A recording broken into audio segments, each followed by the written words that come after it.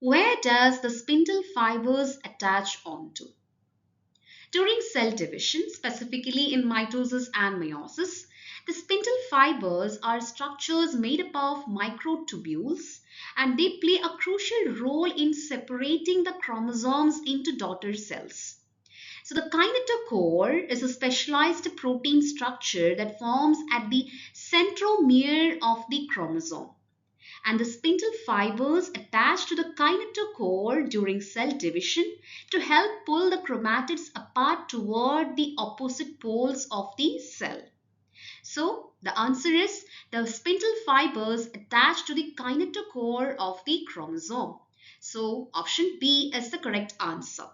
Whereas coming to option A, telomere of the chromosome is incorrect because telomere is the protective cap at the end of chromosome and not involved in spindle fiber attachment.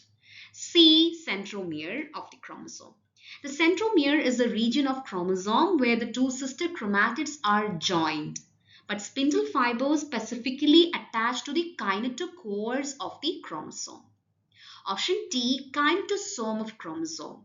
Actually, kinetosome is another term for the basal body of cilium or flagellum, not related to spindle fiber attachment. So the answer is option B.